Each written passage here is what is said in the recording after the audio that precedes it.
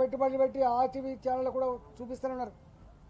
కానీ టీవీ ఛానళ్లలో కేసీఆర్ ముఖం రాగానే బంద్ చేసుకున్నటువంటి అధికారం ప్రజలకు ఉంటుంది కాబట్టి స్విచ్ ఆఫ్ చేస్తాను. కానీ ఇక్కడ మాత్రం 33 కోట్ల రూపాయలు పెట్టి కేసీఆర్ ముఖం చూడడానికి ఇష్టపడని హైదరాబాద్ ప్రజానికాన్ని బలవంతంగా కేసీఆర్ ముఖం కనబట్టేట్టుగా చేయడం అనేటువంటిది అత్యంత దుర్మార్గమైన పద్ధతి. పండుగ మాది, మా ఇంట్లో సంబరాలు జరగాలి, కానీ మరి ఆయనకి దేనికోసం సంబరాలు చేసుకుంటూ తెలియదు. రెండవది, దేశవ్యాప్తంగా కూడా నిజంగానే ఆనాడు తెలంగాణ రాష్ట్రం వస్తే తెలంగాణ ప్రజల కోసమే ఆలోచిస్తా, తెలంగాణ ప్రజల కోసమే జీవిస్తా, నా పుట్టుకనే దానికోసం అని చెప్పినటువంటి కేసీఆర్ గారు కూట్ల రాయి తీయలేనోడు ఏట్ల రాయి తీసినట్టు ఇక్కడ చెల్లని ముఖం మహారాష్ట్రలో చెల్లాలని, మధ్యప్రదేశ్లో చెల్లాలని, బెంగాల్లో చెల్లాలని ఇవాళ ప్రయత్నంలో మొన్ననే 350 కోట్ల రూపాయలు పెట్టి హిందీ భాషలో, మరాఠీ భాషలో, గుజరాతీ భాషలో, ఇంగ్లీష్ భాషలో ఇక్కడ జీతాలు ఇవ్వలేని పరిస్థితులలో, నా మధ్యాహ్న భోజనం వండే మా తల్లులకు బిల్లులు ఇవ్వలేని పరిస్థితులలో, మా సర్పంచులు, ఎంపీటీసీలు చిన్న చిన్న పనులు చేస్తే ఈ ఏడాది కాలంగా బిల్లులు రాక ఆత్మహత్య చేసుకున్న సందర్భంలో మా ఉద్యోగ బిడ్డలకి ఫస్ట్ తారీఖు వచ్చిందని జీతాలు వస్తాయనేటువంటి విశ్వాసం ఉండే, అలాంటి బిడ్డలకి ఎప్పుడు జీతం వస్తుందో తెలియని పద్ధతులలో నా పోలీస్ డిపార్ట్మెంట్, నా సింగరేణి డిపార్ట్మెంట్, వాళ్ళు కోఆపరేటివ్ సొసైటీ ఉంటాయి, ఆర్టీసీ కానీ, సింగరేణి కానీ, ఇవాళ హోమ్ డిపార్ట్మెంట్లో కానీ వాళ్ళ కోఆపరేటివ్ డిపార్ట్మెంట్స్ ఉంటాయి. వాళ్ళు జమ చేసుకున్న డబ్బులను కూడా వాడుకొని వాళ్ళ అవసరాల కోసం లోన్లకు పెట్టుకుంటే ఇవన్నీ దుస్థితిలో ఉన్నటువంటి ఈ రాష్ట్ర ప్రభుత్వం, ఒక్క మాటలో చెప్పాలంటే దివాళా తీసినటువంటి ఈ రాష్ట్ర ప్రభుత్వం, ప్రజాధనాన్ని కొల్లగొట్టినటువంటి కేసీఆర్ గారు ఇవాళ మొత్తం అన్ని భాషల్లో 250 కోట్లు 300 కోట్ల రూపాయలు ప్రజలు కట్టిన సొమ్ములు, ప్రజల చెమట పైసల్ని తన ప్రచారం కోసం, తన డాంబికాల కోసం, తన ప్రతిష్ట కోసం ఖర్చు పెట్టడం నీచమైందని చెప్పి ఇప్పటికే భావిస్తుంటే, మళ్ళీ ఇప్పుడు కూడా ఇలా భారతీయ జనతా పార్టీ హైదరాబాద్లో జరిగేటువంటి సమావేశాల సారాంశం కానీ ఏ వర్గ ప్రజానికానికి ఏమి హామీ ఇస్తూ ఉంది, దేశం ముందుకు పోవాలంటే నిరుద్యోగ బిడ్డలు కావచ్చు, రైతాంగం కావచ్చు, మహిళలు కావచ్చు, పేద ప్రజానికం కావచ్చు, అలాంటి వాళ్లకు భారతీయ జనతా పార్టీ ఇక్కడ జరిగేటువంటి సమావేశాలు ఏ నిర్ణయం తీసుకుపోతుందని చెప్పి భారత ప్రజానికం అంతా కూడా ఎదురు చూస్తూ ఉంటే, ఆ వార్తలు ప్రచారం కాకుండా, ఈ సమావేశాల గొప్పతనం ప్రజలు తెలవకుండా 3 రోజుల పాటు 1వ తారీఖట, 2వ తారీఖట, 3వ తారీఖట పత్రికలలో అడ్వర్టైజ్మెంట్లు ఇచ్చి ఈ వార్తలను బ్లాక్ చేసే ప్రయత్నం చేస్తున్నట్టుగా మాకు వార్తలు వస్తూ ఉన్నాయి. నేను అడుగుతున్నా, ఎవరి అబ్బసొమ్మని 100 కోట్ల రూపాయలు ఇటు ఖర్చు పెట్టే అధికారం ఉందో ఒకసారి తేల్చుకోవాలి. ఇవాళ తెలంగాణ నిరుద్యోగ యువతకి, తెలంగాణ విద్యార్థి లోకానికి, తెలంగాణ మహిళా లోకానికి, తెలంగాణ రైతాంగానికి, తెలంగాణ యావత్ ప్రజానికానికి నేను ఒకటే చేతులు జోడించి వినమ్రంగా చేసే విజ్ఞప్తి, ఈ 8 సంవత్సరాల కాలంలో కేసీఆర్ పరిపాలనలో మనం ఏం అనుభవించినో మన కళ్ళ ముందు కదలాడుతూ ఉంది కాబట్టి, మోడీ గారి పరిపాలనలో ఏమొచ్చిందో మనం చూసినాం కాబట్టి ఇవాళ బేరీజు వేసుకోవాల్సిన అక్కర ఉందని చెప్పి నేను మనవి చేస్తూ ఉన్నాం. ఖచ్చితంగా మేము ఏ గ్రామానికి పోయినా 20-22 సంవత్సరాలుగా ప్రజా జీవితంలో ఉన్న వాళ్ళుగా, ప్రజల నాడి తెలిసిన వాళ్ళుగా మాకు అర్థమవుతుంది. ఇటున్న సూర్యుడు అటు ఉదయించే సందర్భం వచ్చినా కూడా కేసీఆర్ను మాత్రం తెలంగాణ గడ్డ మీద రాజకీయంగా బొంద పెట్టాలి, ఓడగొట్టాలి. ఏప్రిల్లో ఎన్నికలు వస్తాయా, షెడ్యూల్ ప్రకారంగా డిసెంబర్ ఎన్నికలు వస్తాయా తెలియదు, కానీ ఎప్పుడు ఎన్నికలు వచ్చినా కేసీఆర్ పార్టీని, కేసీఆర్ ప్రభుత్వాన్ని బొంద పెట్టాలని చెప్పి కృతనిశ్చయంతో ఉన్నారు. ఈ కర్తవ్యం నెరవేర్చేటువంటి సత్తా భారతీయ జనతా పార్టీకి మాత్రమే ఉందని చెప్పి భావిస్తున్నారు. మీరు చూసిన మొన్న రాష్ట్రపతి ఎన్నికల సందర్భంలో రాహుల్ గాంధీ, కేటీఆర్ గారు ఎట్లా చెట్టా పట్టాలు వేసుకొని కదులుతున్నారు. ఇవాళ ముందస్తుగా కలిస్తే ఇద్దరిని కలిసి బొంద పెడుతున్న భయంతో ఇవాళ ముందస్తు కలవకపోవచ్చు, కానీ ఎలక్షన్లు అయిన తర్వాతనైనా కాంగ్రెస్ పార్టీ టీఆర్ఎస్ పార్టీ తప్పకుండా మళ్ళీ ఫ్రెండ్లీ పార్టీగా ఉండే అధికారం చేపట్టే ఆస్కారం ఉంటుంది.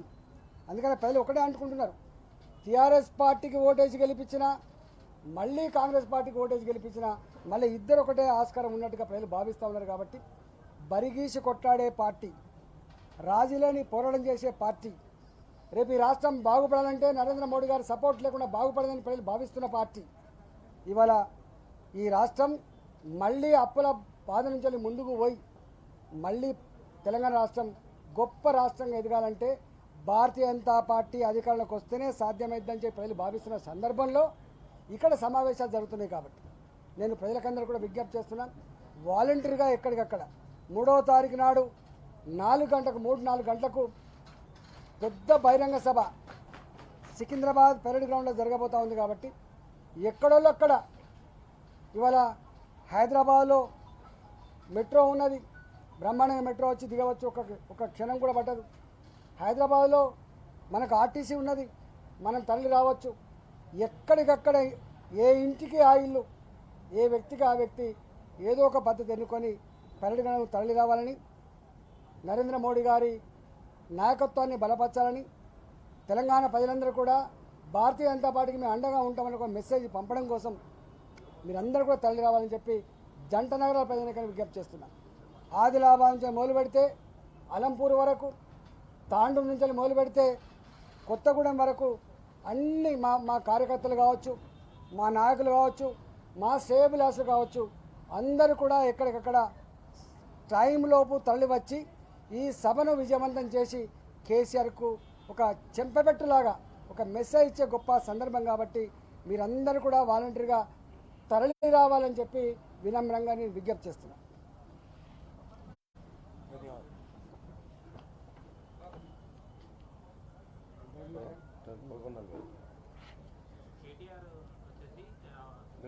జాతీయ నేతలు వస్తారో ఛాయదాగి వెళ్ళండి, బిర్యానీ వెళ్ళండి, ఇక్కడ రాష్ట్రాన్ని దేశానికి పనులు పెడుతున్న రాష్ట్ర ప్రజలకు సల్యూట్ కొట్టిందని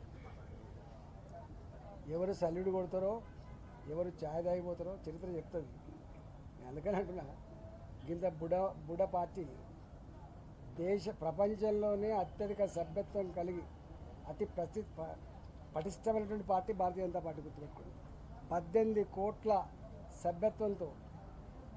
నేను ఇంతకుముందు చెప్పినట్టుగా మొత్తం ప్రపంచంలోనే నిన్న మీరు చూసిండ్రు, బైడెన్ గారే మోడీ గారు నన్ను చూస్తలేరని చెప్పొచ్చు. మనం వెతుకుండా పోతలేము. ప్రపంచంలో మోడీ గారి యొక్క ప్రతిష్ట ఏందో, మోడీ గారి ప్రతిష్ట అంటే దేశ ప్రతిష్ట ఎంత గొప్పగా పెరిగిందో మీరు చూస్తూ ఉన్నారు. ఇప్పటికీ అనేక దేశాలకు, అది జర్మనీ కావచ్చు, అది ఫ్రాన్స్ కావచ్చు, అది ఇంగ్లాండ్ కావచ్చు, అది అమెరికా కావచ్చు, అది గల్ఫ్ దేశాలు కావచ్చు, ఏ దేశానికి పోయినా భారతీయ జనతా పార్టీ ప్రభుత్వం నరేంద్ర మోడీ గారి నాయకత్వంలో దేశ ప్రతిష్ట ఎంత గొప్పగా నిర్మింపజేసిందో తెలుస్తూ ఉంది.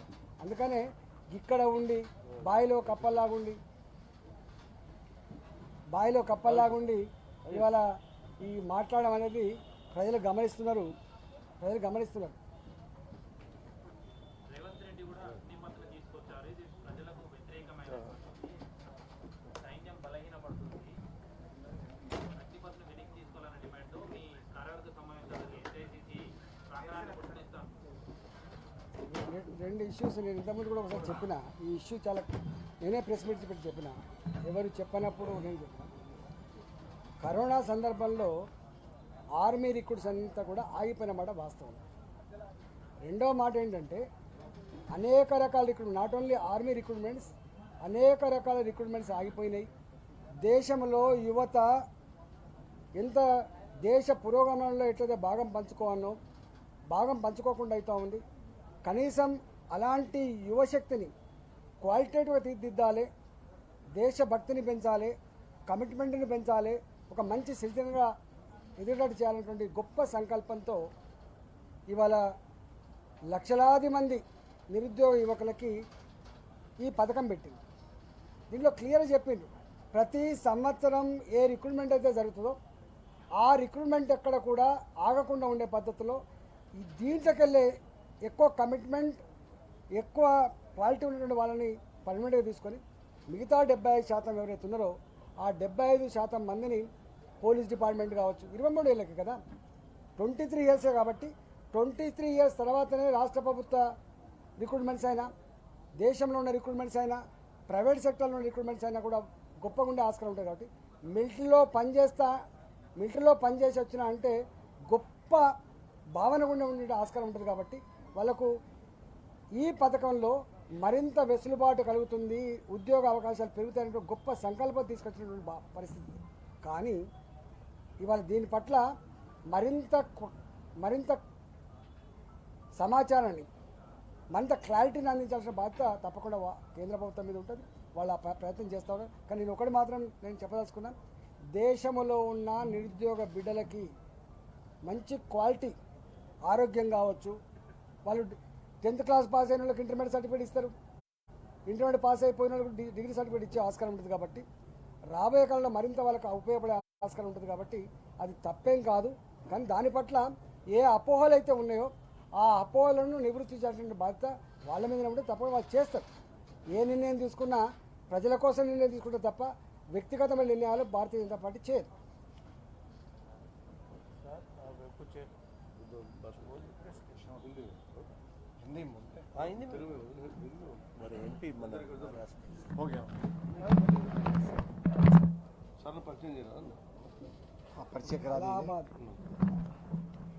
अलाहाबाद एमपी गारू, मैं अपना परिचय करा देता हूँ। मेरा नाम विनोद सोनकर है। मैं पार्टी का राष्ट्रीय मंत्री हूँ, दूसरी बार लोकसभा का सांसद हूँ, त्रिपुरा का प्रभारी हूँ।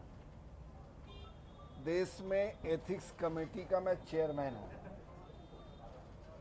और इस राष्ट्रीय कार्य समिति में भाग लेने के लिए मैं आया हुआ हूँ।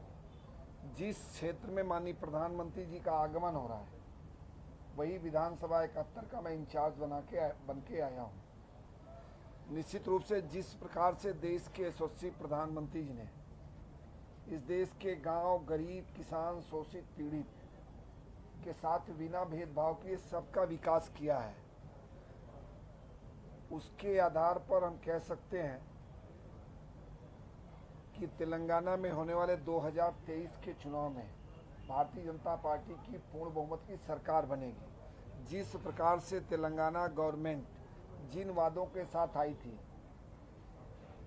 उन्होंने वादा किया था कि हम प्रदेश का मुख्यमंत्री दलित बनाएंगे, अनुसूचित समाज का बनाएंगे, इन्होंने नहीं बनाया। इन्होंने वादा किया था पानी का मैनेजमेंट करेंगे, व्यवस्था करेंगे, उसमें उन्होंने काम नहीं किया। वित्त की बात की थी, आज हालत ये है कि पूरे देश में सबसे ज़्यादा कर्जदार प्रदेश अगर कोई है तो तेलंगाना है। 3,80,000 करोड़ से ज़्यादा का कर्जदार तेलंगाना आज है, तो इसका जिम्मेदार कौन है? किसानों को, दलितों से इन्होंने वादा किया था कि हम सभी जो अनुसूचित समाज के भूमिहीन हैं उनको 3 एकड़ भू हम किसान के कृषि कार्य के लिए देंगे, लेकिन इन्होंने 1 इंच भी ज़मीन नहीं दी। इन्होंने अनुसूचित समाज से वादा किया था कि 2 बेडरूम का घर बना के देंगे, उन्होंने नहीं दिया है। इसके अतिरिक्त जिस प्रकार से केंद्र की जो योजनाएं हैं उन योजनाओं को भी पूरी तरह से केसीआर गवर्नमेंट लागू नहीं कर रही है। पूरी तरह से भ्रष्टाचार में डूबी है, पूरी तरह से परिवारवाद में डूबी है। परिवार के 6 सदस्य आज पद पर हैं और तुष्टीकरण की सारी सीमा को इन्होंने पार किया है। जिस प्रकार से माइनॉरिटी के लिए अलग से इंडस्ट्रियल कॉरिडोर का प्रारूप रखा है वो दुर्भाग्यपूर्ण है। यह प्रयोग कोई पहली बार नहीं है। उत्तर प्रदेश के समाजवादी हो, बहुजन समाज पार्टी के लोग हों, ये सारे प्रयास करके देख लिए हैं और उसी का परिणाम है कि वहाँ की जनता ने उनको नकार दिया है। उसी आधार पे, उसके अनुभव पे मैं कह सकता हूँ कि तेलंगाना की जनता भी निश्चित रूप से केसीआर को पूरी तरह से नकार चुकी है। यह सरकार जनता का विश्वास खो चुकी है और जिस प्रकार से भारतीय जनता पार्टी के कार्यकर्ताओं में उत्साह है, मतदाताओं में उत्साह है, उसके आधार पर हम कह सकते हैं कि निश्चित रूप से 2023 में पूर्ण बहुमत और प्रचंड बहुमत की सरकार भारतीय जनता पार्टी की बनने जा रही है। धन्यवाद। सर चलता हूँ।